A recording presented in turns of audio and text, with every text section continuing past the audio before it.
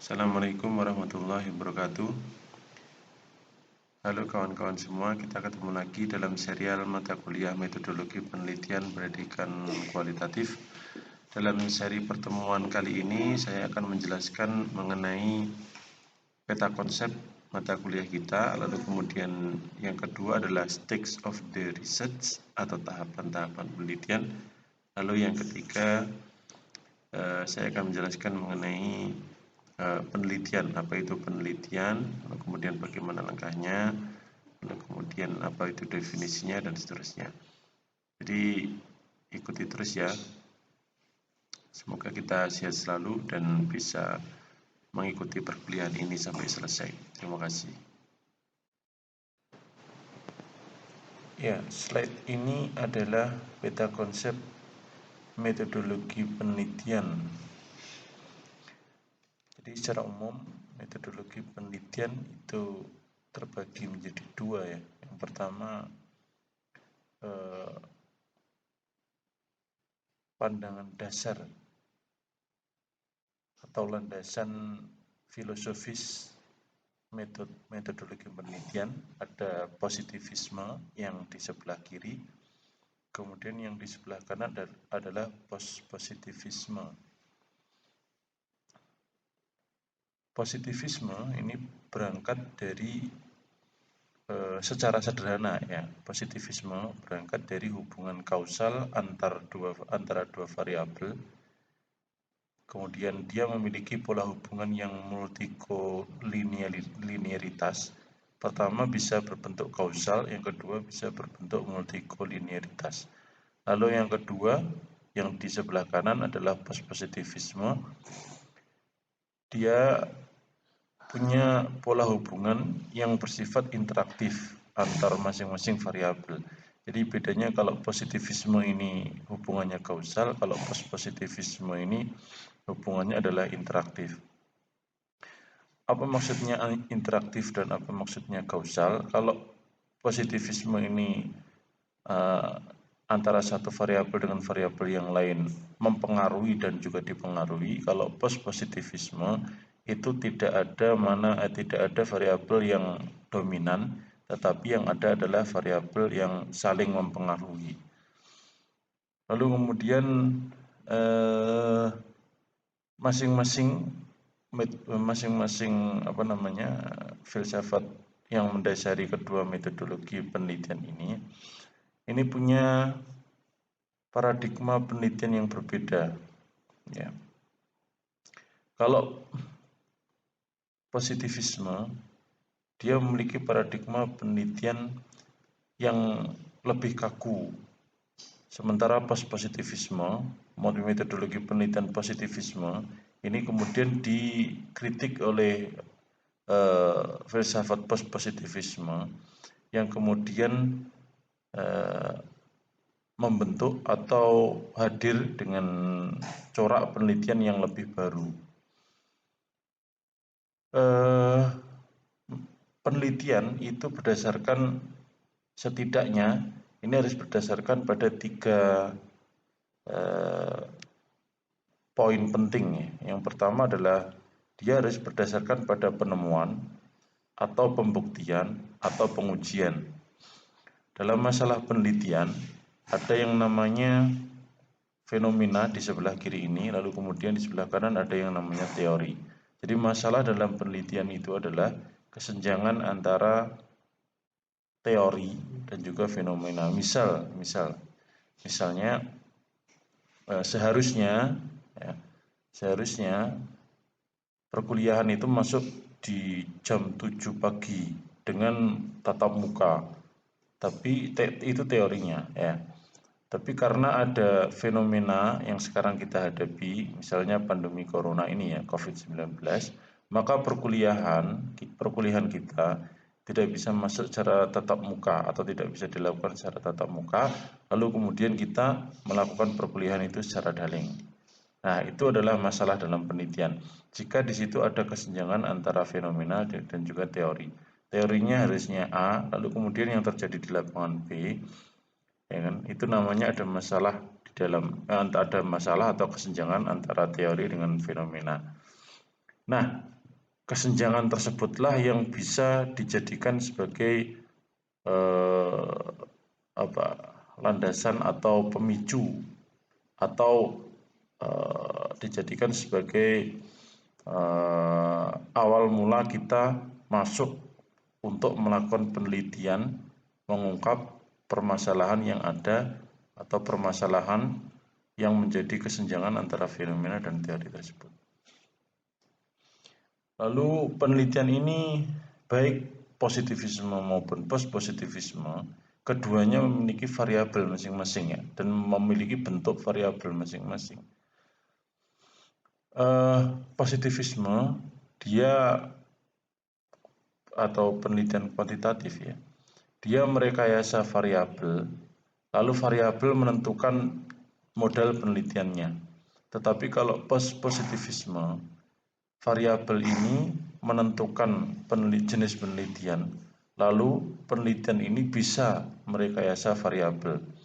Jadi kalau kuantitatif itu melalui perlakuan, sederhananya kalau penelitian kuantitatif ini melalui perlakuan tertentu atau kita bisa melakukan perlakuan tertentu terhadap variabel yang kita temukan. Tapi kalau penelitian kualitatif, kita tidak bisa melakukan rekayasa atau perlakuan tertentu terhadap variabel atau objek material penelitian yang kita teliti. Sederhananya begitu. Nah, nanti lebih jelasnya akan kita jelaskan pada slide-slide berikutnya. Kemudian kita akan masuk pada slide berikutnya. Slide berikutnya ini menjelaskan mengenai stage of the research atau tahapan-tahapan penelitian.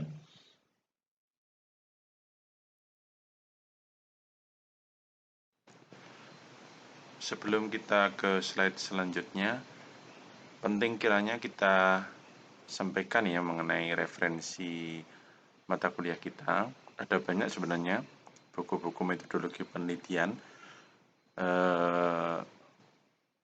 Yang ada di slide ini hanya beberapa saja. Misalnya buku miliknya Kerlinger, Asas-asas penelitian behavioral, atau misalnya miliknya Lexi Mulung ya, yang biasanya dipakai oleh kawan-kawan untuk mengerjakan skripsi itu, atau miliknya Malcolm Tick. Tapi yang saya kira yang paling teknis dan juga punya penjelasan yang sangat deskriptif ya mengenai metodologi penelitian dan juga disertai dengan contoh-contohnya, bagaimana caranya, teknis bahkan sampai kepada teknis mengerjakannya, adalah miliknya Prof. Sugiono. Itu judulnya Metodologi Penelitian Pendidikan Kualitatif ya. Mungkin kawan-kawan bisa memilih yang miliknya Prof. Sugiono. Kalau yang ini sifatnya dalam perkuliahan metodologi penelitian saya sebelum-sebelumnya itu wajib ya. Jadi kawan-kawan mahasiswa wajib punya buku ini, termasuk kawan-kawan juga. Bisa dibeli di beberapa toko buku yang ada di sekitar Ponorogo atau Madiun.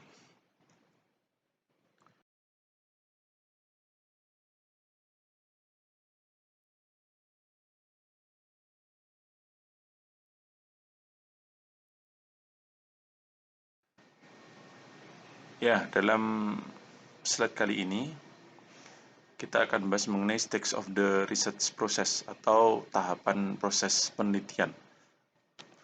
Jadi ketika kita akan melakukan penelitian, ada tahapan-tahapan tertentu yang secara mekanistik harus dilalui oleh seorang peneliti ya untuk menyelesaikan penelitian yang sedang dikerjakannya. Yang pertama adalah problem discovery and definition, atau peneliti dia harus mencari masalah dan mendefinisikan masalah tersebut sebagaimana tadi yang saya sampaikan di peta konsep atau mind map metodologi penelitian. Penelitian itu berawal dari masalah.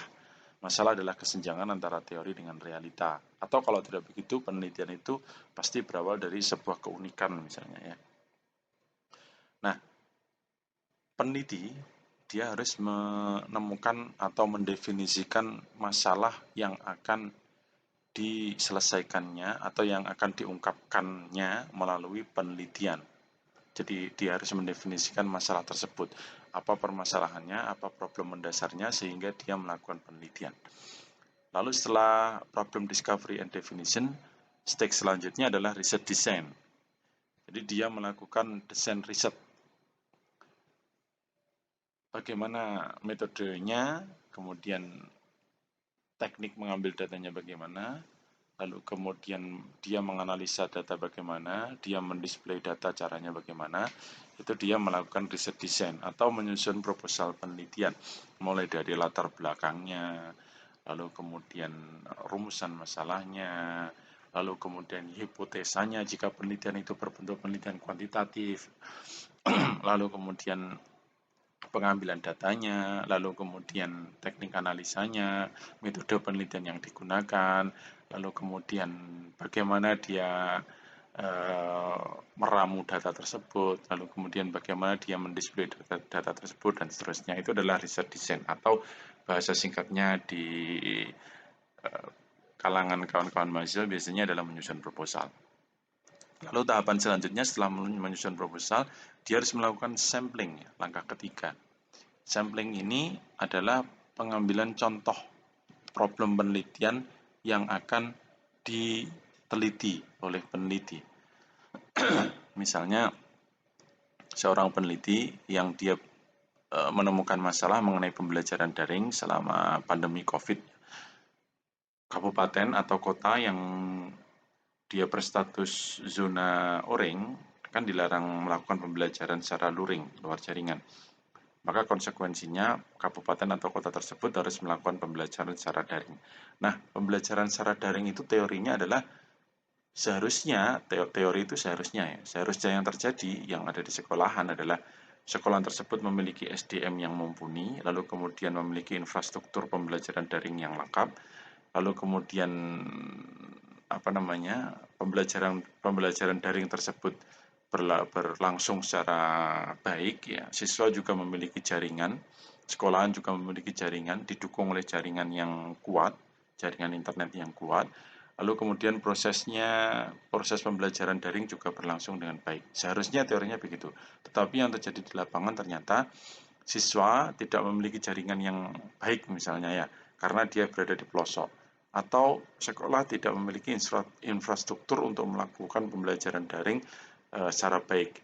Dia tidak didukung oleh infrastruktur yang baik. Nah, ini adalah masalah yang terjadi di lapangan. Misalnya di kabupaten atau kota ada banyak sekolah di situ, peneliti itu datang atau melihat atau mengobservasi satu atau dua sekolah, nah itu namanya teknik sampling. Melihat bagaimana kesiapan pembelajaran daring di era pandemi COVID-19. Ya. Lalu kemudian setelah sampling apa? Setelah sampling adalah data gathering. Data gathering ini adalah pengambilan data yang dilakukan oleh peneliti dengan berbagai macam teknik pengambilan data, ya. Contohnya misalnya ada dokumentasi, ada wawancara, ada observasi, atau dengan mengambil angket atau kuesioner melalui responden dan seterusnya. Data ini fungsinya apa? Data ini fungsinya adalah untuk menjelaskan secara lebih detail lagi problem atau masalah apa yang dihadapi oleh peneliti ketika melakukan penelitian. Jadi dia data ini mendefinisikan secara lebih detail problem-problem yang diambil oleh peneliti tersebut dan juga mensupport problem tersebut, menjelaskan bagaimana problem tersebut bisa terjadi. Selanjutnya adalah data processing dan analisis, ya. Jadi proses analisis data. Peneliti melakukan display data, lalu kemudian menganalisanya, lalu kemudian menjelaskannya, lalu kemudian mendeskripsikan data tersebut, ya, lalu kemudian melakukan pendekatan terhadap data tersebut, tentu melalui metodologi penelitian yang telah diambilnya ketika dalam tahapan riset desain.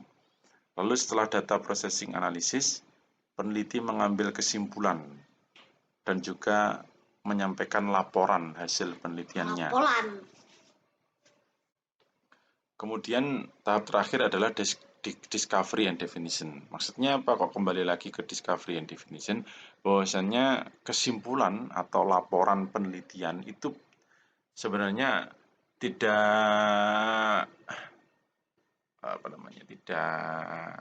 tidak selesai ya, atau penelitian tersebut bukan satu-satunya penelitian yang menjelaskan definisi terhadap permasalahan. Penelitian tersebut sebenarnya menjadi objek atau lahan basah penelitian baru untuk disempurnakan, atau untuk dikritik, atau untuk kulik lagi, atau untuk diambil datanya lagi, atau untuk dilihat lagi dari angle yang berbeda. Ya, misalnya sekolah tadi, pembelajaran daring tadi, peneliti melakukan penelitian terhadap sekolah yang melakukan pembelajaran daring ya karena ada pandemi COVID. Lalu kemudian misalnya peneliti setelah melakukan pengambilan data, setelah melakukan proses analisa data, setelah mengambil kesimpulan dan juga melaporkan hasil penelitiannya, ditemukan bahwasannya masalah utama dalam pembelajaran daring adalah infrastruktur. Ya, atau peneliti berkesimpulan atau berteori bahwasannya infrastruktur ini menjadi faktor penting dalam pembelajaran daring. Ya, baik infrastruktur jaringan maupun infrastruktur kesiapan elektroniknya ya, kesiapan alat-alat elektronik yang mendukung pembelajaran daring tersebut. Itu adalah kesimpulan peneliti. Tetapi kemudian ditemukan ternyata atau kesimpulan tersebut atau teori yang diajukan oleh peneliti setelah melakukan penelitian tersebut sebenarnya bukan teori mutlak ya, bukan kebenaran mutlak yang kemudian tidak bisa dikulik lagi atau tidak bisa dilihat lagi atau tidak bisa diteliti lagi. Sebenarnya ada celah di sana, ada angle di sana, angle lain yang memungkinkan bagi peneliti lain untuk lebih mendalami mengenai masalah yang terjadi pada sekolah tersebut. Dan begitu seterusnya, stakes of the research process atau tahapan proses penelitian. Sebelum lebih jauh lagi kita bahas mengenai penelitian kualitatif, penting kiranya kita ketahui apa sih sebenarnya pengertian penelitian itu, ya, karena kita belum bahas sama sekali mengenai definisi dan pengertian penelitian. Jadi penelitian ini adalah the way to get data atau cara untuk mendapatkan data dengan tujuan dan kegunaan tertentu. Jadi ada 4 kata kunci ya dalam pengertian penelitian. Yang pertama adalah caranya ini bersifat ilmiah. Ya, lalu kemudian yang kedua adalah data. Ya, jadi tujuan dari penelitian itu adalah untuk mengambil data. Ya. Lalu kemudian pengambilan data itu pasti memiliki tujuan dan juga kegunaan tertentu. Jadi ada 4 kata kunci tersebut. Yang pertama cara ilmiah, yang kedua adalah data, yang ketiga adalah tujuan, yang keempat adalah kegunaan. Atau cara ilmiah untuk mendapatkan data dengan tujuan dan kegunaan tertentu. Mari kita bahas lebih mendalam lagi satu persatu 4 keyword yang saya sampaikan tadi di slide sebelumnya ya mengenai pengertian penelitian. 4 keyword tadi, yang pertama adalah cara yang dia bersifat ilmiah, cara tersebut ya. Lalu kemudian yang kedua adalah data, lalu kemudian yang ketiga adalah tujuan, lalu kemudian yang keempat adalah kegunaan tertentu. Yang pertama adalah cara ilmiah. Jadi kegiatan penelitian didasarkan pada ciri-ciri keilmuan. Yang pertama adalah rasional, yang kedua adalah empiris, yang ketiga adalah sistematis. Jadi yang dimaksud ilmiah itu apa? Yang dimaksud ilmiah itu adalah 3 ciri keilmuan sebagaimana yang tampil pada slide ini. Yang pertama adalah rasional, yang kedua adalah empiris, yang ketiga adalah sistematis. Apa itu maksudnya rasional? Rasional itu dilakukan dengan cara-cara yang masuk akal sehingga terjangkau oleh penalaran manusia. Misalnya kita kehilangan dompet, kemudian kita mau mencari dompet tersebut dengan lapor pada polisi, ya, kemudian mengumumkan di radio-radio, itu rasional cara-cara yang kita ambil tersebut. Atau dia masuk akal dan terjangkau oleh penalaran manusia. Berbeda misalnya dengan kita kehilangan dompet, kemudian kita ke dukun, kemudian kita minta tolong kepada dukun untuk mencarikan dompet tersebut, kemudian dukun meminta syarat-syarat tertentu ya, tolong bawakan ayam, bawakan kembang kembang setaman ya, dengan 7 macam kembang yang berbeda ini misalnya. Kemudian uang receh, dan sebagainya. Itu caranya tidak rasional. Jadi cara rasional itu maksudnya dia dapat dijangkau oleh penalaran manusia.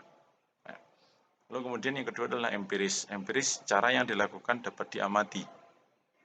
Jadi empiris ini maksudnya dapat diamati ini. Ketika satu orang bisa mengamati cara ini, maka orang yang lain juga bisa melakukannya. Artinya ketika saya melakukan sesuatu, kemudian diamati oleh orang lain bisa mengamati cara yang saya lakukan, lalu kemudian orang lain tersebut juga bisa melakukan cara yang saya lakukan ini. Ya, berbeda dengan mencari dompet melalui dukun tadi ya. Maka cara yang ditempuh oleh orang yang mencari dompet melalui dukun, meskipun sebenarnya ada kemungkinan juga untuk ketemu juga ya, tetapi kan tidak rasional. Yang kedua tidak empiris, jadi tidak bisa diamati tadi ayamnya untuk apa, kembangnya untuk apa, recehnya untuk apa, kemudian tahapannya bagaimana, lalu kemudian prosedurnya dukun tersebut untuk mencari dompet itu seperti apa menggunakan ayam, kembang, dan receh tadi, dan seterusnya, itu tidak empiris. Ya. Yang ketiga adalah sistematis. Sistematis ini dikandung maksud proses yang digunakan menggunakan langkah yang logis dan sistematis. Ya. Jadi yang pertama apa, yang kedua apa, yang ketiga apa. Ketika mencari dompet misalnya polisi menggunakan cara ketika kita sampaikan ke polisi, ya, karena dompet itu di dalamnya ada SIM kita, kemudian ada ATM, kemudian ada KTP dan seterusnya, maka polisi misalnya ya, polisi menerjunkan tim pencari itu misalnya ya. Lalu kemudian tim tersebut dibagi menjadi beberapa kelompok, lalu kemudian mencari ke A, B, C, D tempat. Caranya begitu misalnya. Langkah yang ditempuhnya. Lalu kemudian setelah itu melaporkan hasilnya. Lalu kemudian merekap hasilnya, kemudian menyampaikan hasil tersebut kepada pimpinannya, misalnya begitu. Atau cara yang ditempuh oleh radio misalnya, atau televisi. Misalnya kita mengumumkan kehilangan tersebut melalui media. Maka cara yang pertama adalah mendata dompet tersebut, jatuhnya di mana, dari perjalanan mana ke mana, lalu kemudian area sekitar jatuhnya diperkirakan di mana, lalu kemudian data tersebut disampaikan melalui radio. Nah, itu sistematis. Dia memiliki tahapan dan juga langkah-langkah yang logis dan juga sistematis. Jadi cara ilmiah itu intinya ada 3 kata kunci. Yang pertama rasional, yang kedua empiris, yang ketiga adalah sistematis. Kata kunci kedua dalam pengertian penelitian adalah data. Jadi yang pertama adalah cara yang bersifat ilmiah. Cara yang bersifat ilmiah tadi adalah yang pertama rasional, yang kedua adalah empiris, yang ketiga sistematis. Lalu kemudian yang kedua dalam pengertian penelitian adalah data. Data ini harus bersifat empiris. Tadi sudah saya singgung ya mengenai pengertian empiris. Jadi teramati dan mempunyai kriteria tertentu. Jadi data dalam konteks metodologi penelitian dia memiliki kriteria tertentu. Kriteria tersebut adalah valid. Valid itu apa? Valid itu setidaknya menunjukkan 2 hal. Yang pertama adalah reliable, yang kedua adalah objektif. Jadi valid itu menunjukkan derajat ketepatan dan keakuratan data antara data yang sesungguhnya terjadi pada objek dengan data yang dikumpulkan oleh peneliti, atau reliable dan juga objektif. Reliable adalah derajat konsistensi, sementara objektif adalah interpersonal agreement. Jadi reliable itu data yang diambil dalam penelitian itu harus konsisten. Misalnya ketika kita menanyakan mengenai kesiapan infrastruktur pada sekolah A untuk melakukan pembelajaran daring ya. Misalnya sekolah A di Ponorogo, untuk melakukan pembelajaran daring. Maka ketika kita tanya bagaimana kesiapan infrastruktur di sekolah tersebut, kita tanya kepada kepala sekolahnya, kita tanya kepada wakil kepala sekolahnya, kita tanya kepada siswanya. Ketika semuanya menjawab kesiapan tersebut sudah baik, ya, misalnya baik itu dalam derajat angka 8 dari 1 sampai 10, ya, maka jawaban antara kepala sekolah dan wakil kepala sekolah dan juga siswa itu konsisten. Jika jawaban konsisten, maka data tersebut reliabel.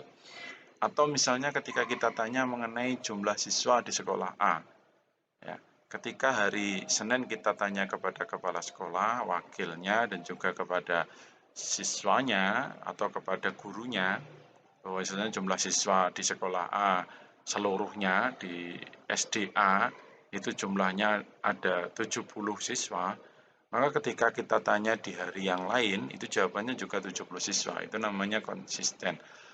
Atau misalnya berkurang tetapi dengan penjelasan. Nah, jumlahnya sudah tidak 70, misalnya 65, karena yang 5 keluar, atau yang 5 ada masalah, atau yang 5 berpindah sekolah, dan seterusnya. Itu reliabel. Kalau objektif itu interpersonal agreement atau kesepakatan antar orang. Itu objektif. Jadi tidak berdasarkan pandangan satu orang saja, atau tidak berdasarkan pendapat satu orang saja. Itu objektif. Misalnya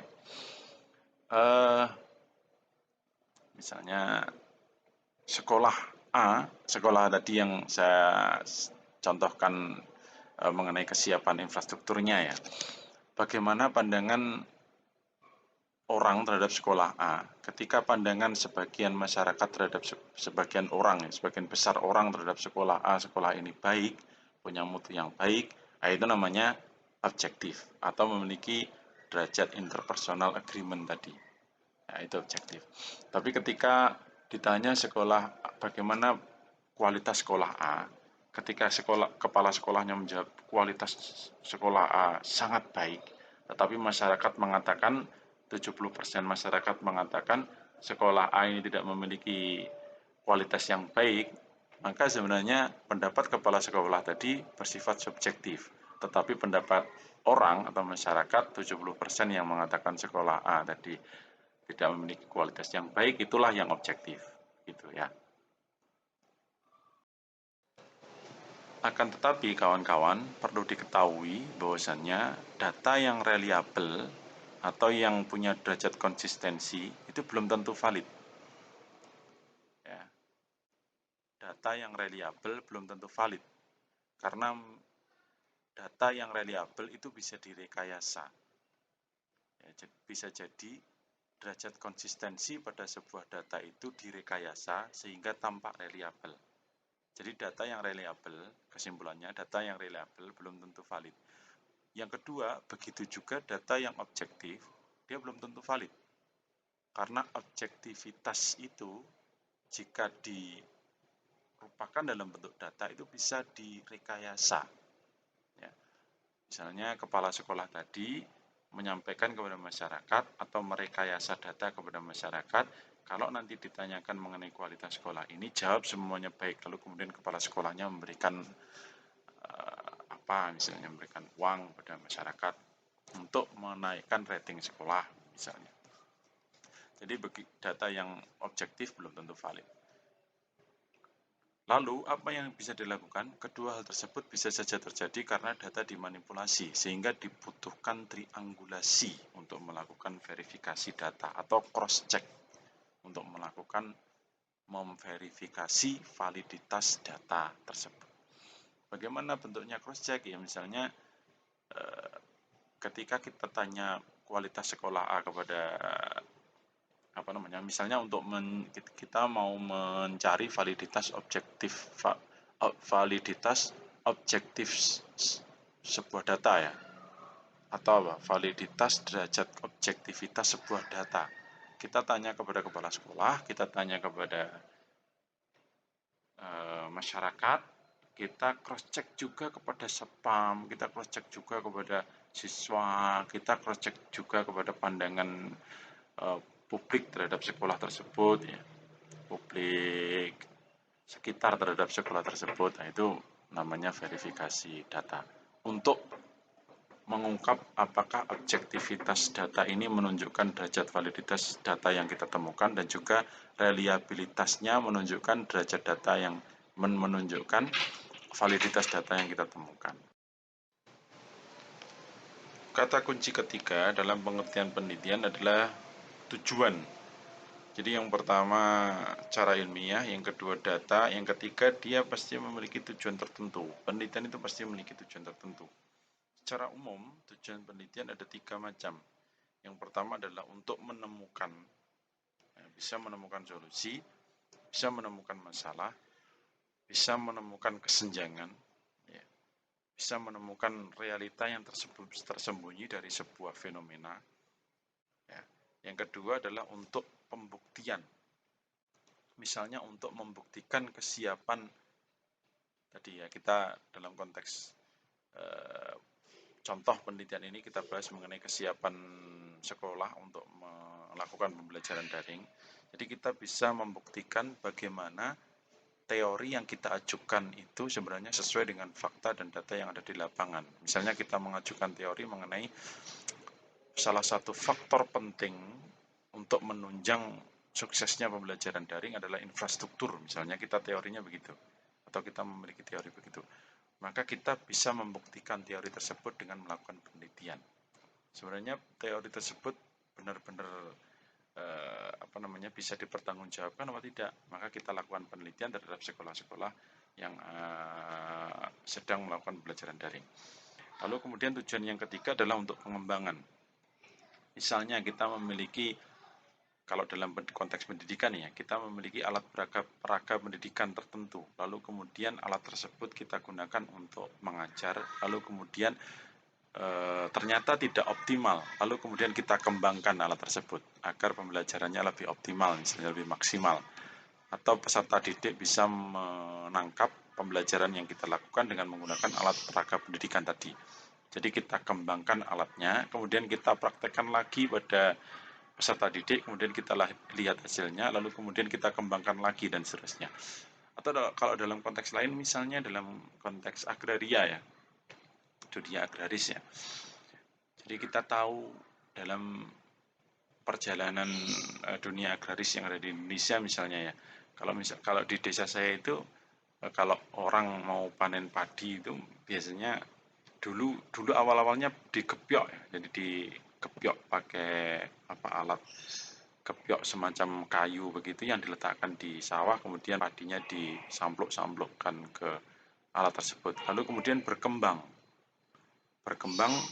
pakai erek ya, lalu kemudian berkembang lagi pakai dos, kemudian berkembang lagi pakai dos krepyak dan seterusnya. Artinya penelitian ini bertujuan untuk mengembangkan sebuah alat atau mengembangkan sebuah metode, bisa juga ya. Jadi metode pengajaran yang kita lakukan, kemudian kita kembangkan, lihat hasilnya, kita kembangkan lagi dan seterusnya. Itu adalah tujuan penelitian. Jadi ada 3, yang pertama penemuan, yang kedua pembuktian, yang ketiga adalah. Kemudian kata kunci yang keempat, jadi dalam pengertian penelitian adalah kegunaan. Yang pertama tadi adalah cara ilmiah, yang kedua adalah data, ya kan? Yang ketiga adalah kegunaan. Lalu kemudian yang keempat kata kunci dalam pengertian penelitian adalah kegunaan. Jadi penelitian yang sedang dilakukan oleh peneliti pasti memiliki kegunaan tertentu. Setidaknya ada 3 hal. Yang pertama untuk memahami, bisa jadi untuk memahami masalah, bisa jadi untuk memahami kesenjangan, bisa jadi untuk memahami fenomena, bisa jadi untuk memahami realita, atau bisa jadi untuk memahami fakta di balik fenomena dan realita. Ya. Itu salah satu tujuan dari kegunaan dari penelitian, mohon maaf. Kemudian yang kedua adalah untuk memecahkan, setelah kita memahami permasalahan tersebut, memahami fenomena yang terjadi di lapangan, lalu kemudian kita melakukan penelitian, lalu kemudian kita menemukan atau mencari bagaimana cara untuk memecahkan masalah ini. Misalnya contoh tadi ya, dalam konteks pembelajaran daring di sekolah-sekolah ya, ada permasalahan infrastruktur, ya kan? Kemudian kita lakukan penelitian, kita ambil data dari 75 sekolah dasar yang ada di Kabupaten Ponorogo, ada sekitar 65 yang tidak memiliki kesiapan infrastruktur yang baik misalnya. Nah, hasil penelitian itu bisa kita gunakan untuk memecahkan masalah. Bagaimana cara memecahkan masalah infrastruktur ini? Begitu. Lalu kemudian yang ketiga, kegunaannya adalah untuk mengantisipasi masalah. Jadi jika kemudian ada masalah yang serupa, kita punya data, kita punya analisa, kemudian kita punya hasil penelitian, report penelitian terdahulu yang bisa kita gunakan untuk mengantisipasi masalah yang muncul di belakang hari.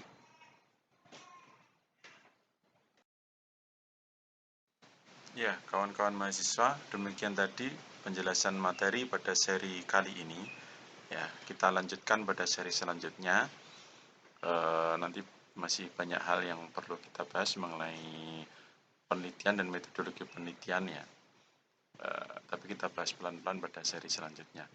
Sekian dan terima kasih untuk tugas pada seri kali ini. Nanti kita bahas pada platform media daring kita yaitu e-learning. Assalamualaikum warahmatullahi wabarakatuh.